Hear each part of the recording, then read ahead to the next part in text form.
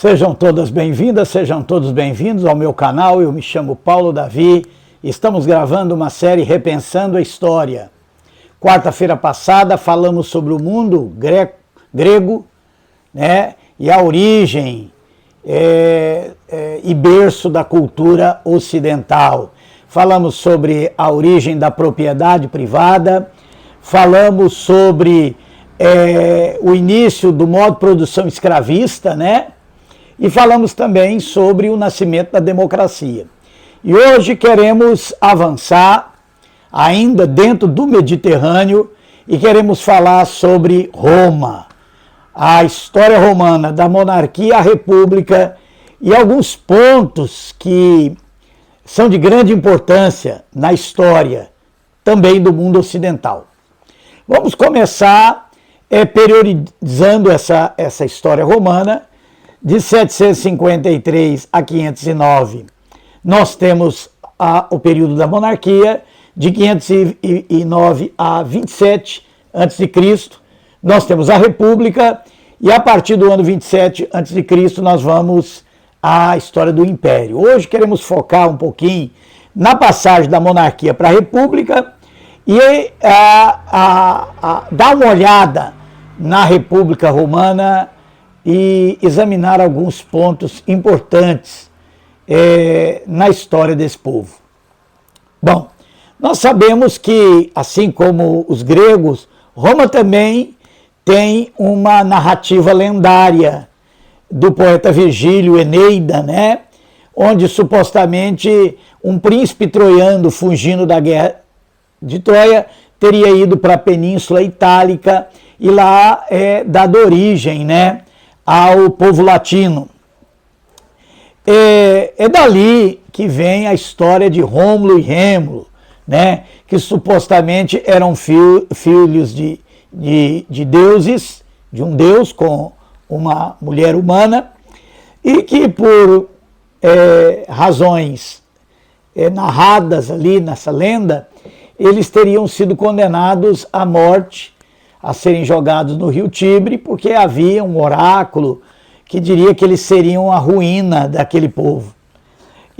Mas nós sabemos, essa lenda conta que eles foram abandonados às margens do rio Tibre e teriam sido encontrados, amamentados por uma loba e depois encontrados por um pastor de cabras que teria criado eles. Mais tarde eles teriam ido, né? E ali eles teriam escolhido aquele lugar para fundar a cidade de Roma. Só que antes Rômulo mata Remo, eles se desentendem, e depois funda Roma. Ele teria sido o primeiro rei de Roma, né? Bom, independente dessa questão lendária, e os historiadores trabalham muito, né, nessas lendas, porque sabem que esses mitos, essas lendas, eram narrativas que tinham por trás eventos históricos, né? Uma forma fantasiosa, alegórica, heróica, né, de se narrar a história. E sabe-se então que Roma teria sido fundada ali pelo povo latino e teria um período monárquico, né, onde o primeiro rei teria sido Rômulo e o último rei Tarquínio Soberbo. Agora vamos entender como é que era essa monarquia romana. Roma, como também eram as cidades gregas, né, ela teria uma origem aristocrática, né? Ela, antes de ser uma cidade, ela teria sido uma espécie de comunidade rural que teria passado também pelo mesmo processo que as cidades gregas passaram, né? Os herdeiros diretos dos patriarcas dessas comunidades teriam se apoderado da terra, propriedade privada da terra, e eles eram chamados de patrícios, ainda pela própria herança do patriarcado, né? Eles eram patrícios, donos das terras, e ali se ajuntou a eles, num primeiro momento, indivíduos, né, famílias pobres que trabalhavam na terra desses patrícios. que eram os chamados plebeus. Então, daí, né, teria essas comunidades evoluídas para cidades como a cidade de Roma. Bom, é muito importante saber que o rei, nesse período monárquico, ele governa para os patrícios, né? Ele, inclusive, foi escolhido pelos patrícios. Ele tinha como uma base de sustentação política, inicialmente, os patrícios. Sendo que os plebeus, que eram considerados pessoas sem valor, pessoas comuns, porque não eram donos de terra, vão lembrar desse critério de nobreza, né, que os povos antigos associavam à questão da terra. O que acontece é que, durante esse período monárquico, especialmente o último rei Tarquínio Soberbo, e ele começou, então, a se aproximar dessa plebe, que tinha, né, uma maior contingência de pessoas, né, a grande massa trabalhadora, eram, sem sombra de dúvida, os plebeus. Então, esse monarca Tarquínio, ele vai começar a se aproximar da plebe romana, né? Tinha falado dos patrícios, mas não, é da plebe romana, justamente para se livrar do controle dos patrícios.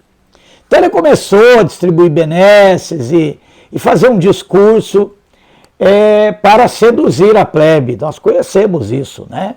Isso é um fenômeno que se repete na história, né?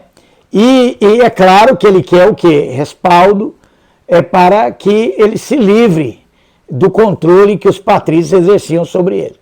Foi por causa disso, né, que em 509, os patrícios, percebendo nessa jogada de Tarquínio Soberbo, eles vão derrubar a monarquia e vão proclamar a república.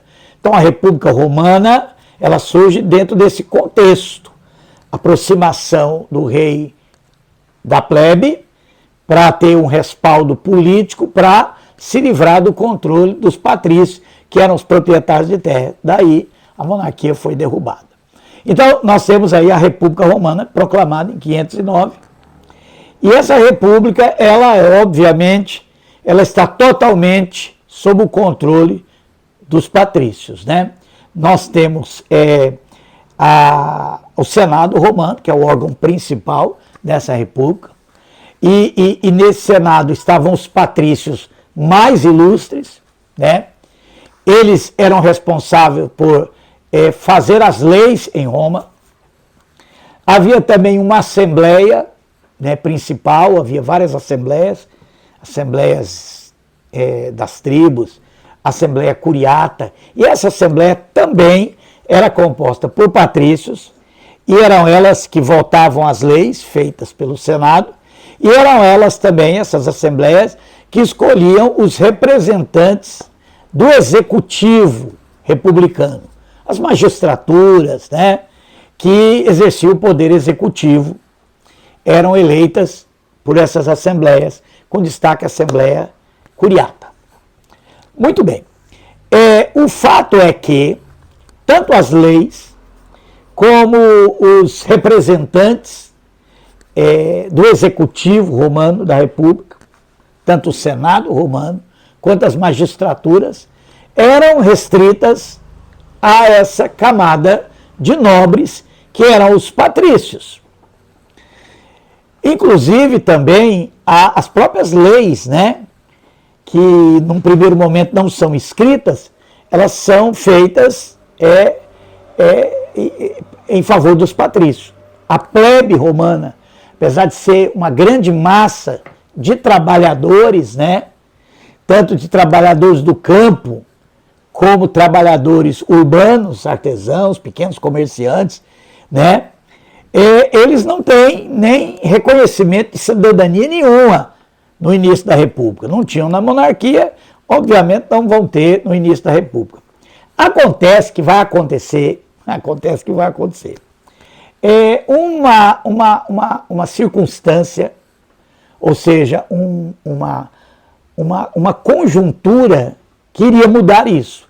E essa conjuntura foi a seguinte: Roma, como estava crescendo, estava tornando importante, estava se tornando uma cidade de destaque, entre as outras cidades ali na Península Itálica, de outros povos que viviam ali, esses povos começaram a ficar com medo de Roma. E numa ação de defesa, né, eles resolveram se unir para atacar Roma. Então começa aí uma fase de guerras entre Roma e esses povos ali da Itália. E é óbvio que quem vai, nesse primeiro momento, guerra de defesa. E é óbvio que nesse primeiro momento quem vai defender Roma, você já sabe, imagina quem deve ser. É claro, são os plebeus. É a classe trabalhadora.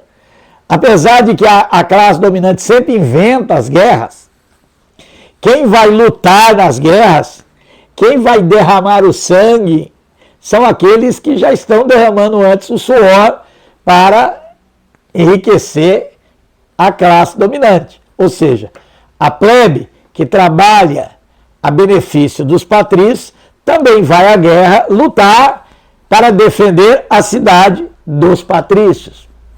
E isso é um ponto importante, porque no caso dos plebeus romanos, o fato deles se unirem para lutar, para defender a cidade, vai levá-los a uma consciência de classe. Essa consciência de classe, ela é adquirida pela plebe romana a partir do momento que eles começam a perceber a importância que eles têm na defesa de Roma, e, em contrapartida, o fato deles não terem nenhum direito, nenhum status de cidadania. Então, depois das primeiras lutas e vitórias, a plebe romana, então, começa a reivindicar direitos dentro de Roma. Primeiro, eles começam a reivindicar a questão de ter um representante das tribos plebeias ali nas assembleias curiatas, nas assembleias das tribos. E eles exigem isso sob a ameaça de não lutar nas guerras. Roma continua em guerra, continua sendo ameaçada, continua sob a expectativa de novos ataques, e a plebe já vai deixando clara: se nós não tivermos um representante, nós não vamos lutar. Luta vocês, né? Vocês não são importantes, vocês não são os cidadãos, vocês não são os nobres, vocês não são aqueles que se beneficiam com o trabalho da plebe. Então, defendam vocês a cidade de Roma. E eles sobem para o monte e está nascendo aí a primeira greve da história. Então, a greve, ou seja, parar de trabalhar, parar de lutar, parar de fazer o seu trabalho, foi uma invenção da plebe romana e foi muito eficaz, porque, afinal de contas, é uma forma pacífica de luta, né? Eles simplesmente, então, não vão lutar, vamos para o monte, vocês estão aí, os patrícios, defendam vocês. E eles sabiam, né, que a classe dominante, ela é boa para inventar a guerra, mas ela não vai lutar, né? Ela é boa para inventar máquinas, equipamentos hoje em dia, mas quem tem que trabalhar é a classe trabalhadora.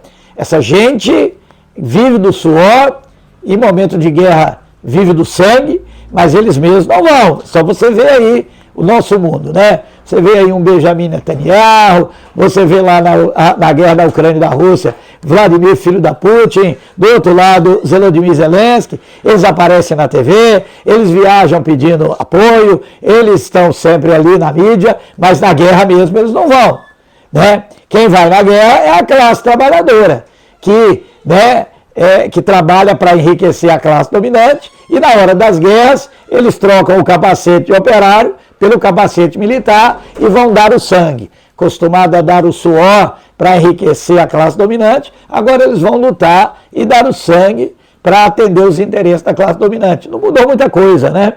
Então é óbvio que os patrícios não iriam lutar.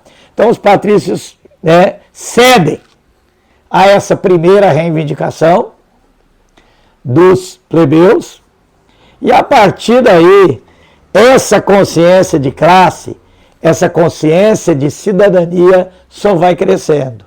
Eles vão começar a reivindicar novos direitos, né? E durante todo esse período muita coisa vai mudar em Roma, as leis passam a ser escritas, eles vão ter os seus direitos civis reconhecidos, até que finalmente, lá no finalzinho, depois de muita luta, de muita greve, de muita organização, de muita união, eles vão conseguir, inclusive, ter um direito que é hoje nas repúblicas ocidentais, que é o direito ao plebiscito, porque certas leis, devido à sua importância, nem deputados, nem senadores têm poder para mudá-las ou para criar esse tipo de lei, somente a participação direta do povo, que é o plebiscito. Ou seja, no final da República Romana, a cidadania dos plebeus estava consolidada, né? Sendo apenas, é lógico, evidentemente, existindo ainda as diferenças econômicas, né, que separavam, né, patrícios e plebeus. Mas é muito importante destacar isso, porque isso serve, né, de algo que a própria história nos ensina, que a partir do momento que a classe trabalhadora toma consciência da importância dela, né, no caso dos plebeus romanos, as guerras de defesa de Roma, então a cidadania avança, né? E fica aí essa lição. Agora, é óbvio que depois que Roma enfrentou os inimigos dentro da Itália e venceu, muitos escravos foram incorporados a Roma. Olha, vai vendo isso aí. Todas as terras da Itália passaram a pertencer a Roma, a cidade de Roma. E é óbvio que Roma, então, vai, né, nesse sabor da vitória, dessa conquista da Itália, Roma vai bater de frente com aquele povo que dominava o comércio ali no Mediterrâneo Ocidental, que eram os cartagineses, né? E aí vai começar uma outra fase de conquistas, que são as guerras púnicas, né? E que, obviamente, Roma vai ser vitoriosa. Depois, Roma vai partir para o lado oriental e também vai conquistar todas aquelas terras e povos na orla do Mediterrâneo, o Egito, né?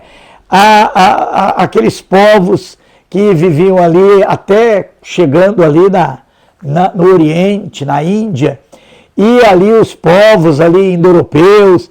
Ou seja, Roma vai conquistar, no final da República, um vasto território, a ponto do mar Mediterrâneo passar a ser chamado Mare Nostrum. Só que essas conquistas de grandes territórios, essa incorporação de grandes levas de escravos, advindos desse período de conquista, vai levar a uma crise de produção econômica na Itália, porque na Itália ainda eram os donos de terra, os patrícios, né, que através do trabalho de plebeus produziam, né, toda a base agrária, agrícola da Itália. Agora, aqueles povos que foram conquistados e soldados escravizados passam a trabalhar nessas terras conquistadas por Roma na orla do Mediterrâneo, e de tal forma que essa produção nessas novas províncias, né, conquistadas, ela vai ser muito mais viável economicamente, porque, primeiro, eram terras especializadas em determinados produtos e o trabalho era escravo, que vai desarticular a produção na Itália. E aí o que vai acontecer? A plebe vai ficar desocupada e os patrícios vão se agarrar aos cargos públicos. Só que tem um problema. A República Romana, principalmente o Senado e os grandes cargos administrativos, que pelo poder econômico, né, estão na mão dos patrícios, vai enfrentar agora um problema novo. Por quê?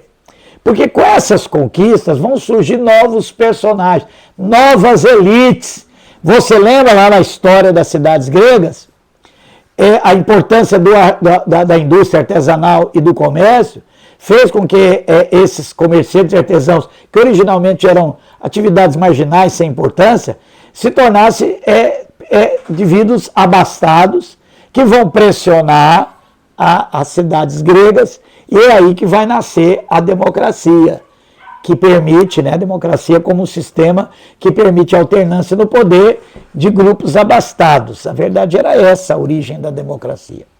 Agora nós temos uma república, nós tivemos um grande avanço na cidadania através da luta social, só que com esse empobrecimento, essa perca de trabalho dos plebeus, e o fato de que a República Romana originalmente estava concentrada na mão dos patrícios, vai fazer com que esses patrícios se agarrem a esses cargos públicos e passem a transformar o plebeu em cliente político, através de uma política que ficou conhecida em Roma como política do pão e circo. O que é a política do pão e circo?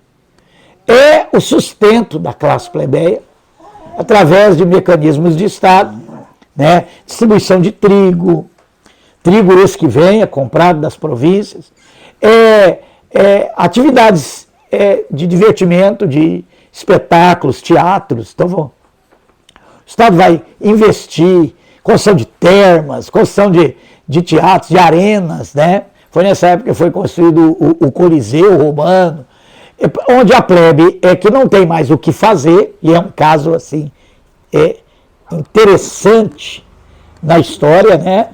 Essa falta de trabalho para a plebe romana, e com isso ela acabou virando o cliente político, né? Chamado clientelismo político dos patrícios. Mas não bastasse os patrícios querendo controlar a plebe através da política do pão e circo, nós temos novos atores, novas elites, como eu estava falando. Grandes generais que se tornaram muito importantes com essas conquistas, publicanos, que eram aqueles que recolhiam os impostos das províncias, os cambistas, né? Os grandes banqueiros, que fazem essas conversões de moedas, e esse novo grupo, que não está ligado diretamente à terra, aquele critério de nobreza dos patrícios, começa a ser questionado, ser confrontado por esse novo grupo abastado, né? E aí, esse grupo abastado também vão entrar nessa disputa de clientelismo. Assim, a plebe, que tem massa crítica, né? E que tem agora uma importância na República Romana, ela passa, né, a ser leiloada por essas camadas abastadas. Se isso te lembra alguma coisa, hoje em dia, não é mera coincidência, né? O povo, nas nossas chamadas democracias, eles se tornam importantes nesse leilão político, onde vários grupos e partidos e grupos econômicos disputam o voto, porque, infelizmente, nós ainda não chegamos, né? Vamos falar sobre isso um dia, mais na frente, sobre a questão da democracia socialista, onde realmente os trabalhadores não apenas votam em representantes das elites, mas começam a votar em seus próprios representantes, né? Mas ainda vamos demorar a chegar nisso. Nós estamos numa Roma onde a situação da plebe, por falta de trabalho na Itália, coloca eles, né, nas mãos dos patrícios no primeiro momento, depois passa a ser disputado por essa nova elite. E eu sei que isso vai criar um problema sério em Roma e vai levar até uma guerra civil, né? Porque os generais vão entrar e nessa hora de conflito, esses generais muitas vezes vão tomar posição ou ao lado da plebe, já querendo buscar respaldo na plebe, ou no lado dos patrícios, e isso vai levar a uma guerra civil em Roma, e essa guerra civil vai trazer como consequência a formação de 2 triunviratos, né? Triunvirato esse, que é óbvio que depois de colocar a ordem, eles vão disputar o poder entre si. E nesse primeiro triunvirato, formado por César, Pompeu e Crasso, César vai, né, levar a melhor e ele vai começar a querer restaurar a monarquia. De novo, tentando aproximar da plebe, por isso vai ser assassinado ali no Senado romano. E porque ele queria ser rei, ele queria realmente, mas ser um rei livre do controle das elites. E ele é assassinado. Forma-se um segundo triunvirato, Marco Antônio, Caio Otávio e Pompeu.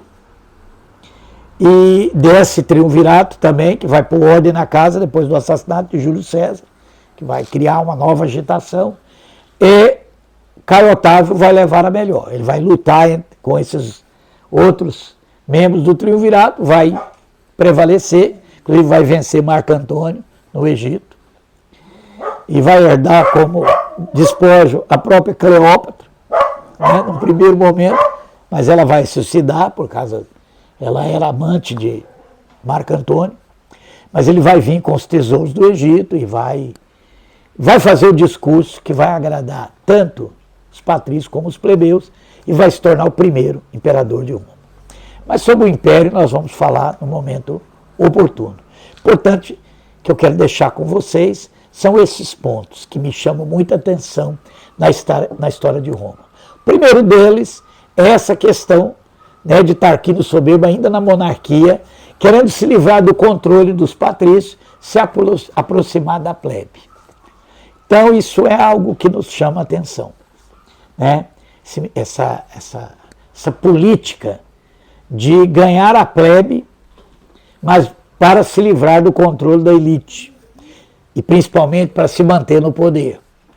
Nos nossos dias, isso tem um nome, não é bem nos nossos dias, né? Começou nos anos 30, que é o populismo, que ainda é uma coisa muito, muito forte no nosso país, né? Manipulação das massas. Bom, a outra questão para mim que é mais importante é que quando os trabalhadores se organizam, primeiro começam a ter consciência da sua importância, se organizam, né? No caso, greves. E aí a gente lembra em outros momentos da história, né? Depois da Revolução Industrial, quando se formaram os sindicatos, que nos países desenvolvidos têm um papel importante em termos de representatividade da classe trabalhadora, coisa que também não existe no nosso país, porque quando o Brasil começou a se industrializar, você lembra que Getúlio Vargas, que era um populista, não permitiu o livre sindicato no Brasil e já foi incorporando as leis trabalhistas ao Estado. Isso foi muito ruim para nós. Mas nos países desenvolvidos, e essa é uma razão deles serem desenvolvidos, a classe trabalhadora, né, se organizou em sindicatos, organizou greves, conquistou direitos e conquistou poder na política desses países. Então, isso é um ponto importante, que também a plebe romana, naquele momento, a organizar suas greves e conquistar direitos de cidadania, nos chama atenção. O grande problema foi a crise econômica na Itália devido às conquistas imperialistas de Roma, né? E que vai levar e vai colocar, né, a plebe na mão dos patrícios. Os patrícios agora não têm mais a produção econômica nas terras, mas vão transformar os cargos políticos em meio de enriquecimento. Isso também é uma coisa que foi herdada para nós, né? Nós sabemos que além das elites dominantes, proprietários de terra e grandes donos de capital, no mundo capitalista, nós temos também os políticos profissionais, né, que enriqueceram na política. Eles fizeram da política o seu grande negócio. E no caso romano, esses políticos vão controlar a plebe, né? Eles vão controlar a plebe e isso vai trazer né, todo um conflito e depois eles vão ser disputados pelos esses novos ricos que vão surgir, chamados de cavaleiros. E tudo bem, vamos ficar atentos a essas questões e vamos perceber essas coisas nos nossos dias, né? Tanto esses mecanismos de poder, como também o mecanismo de consciência. Então, espero que você tenha gostado. Vamos continuar repensando a história.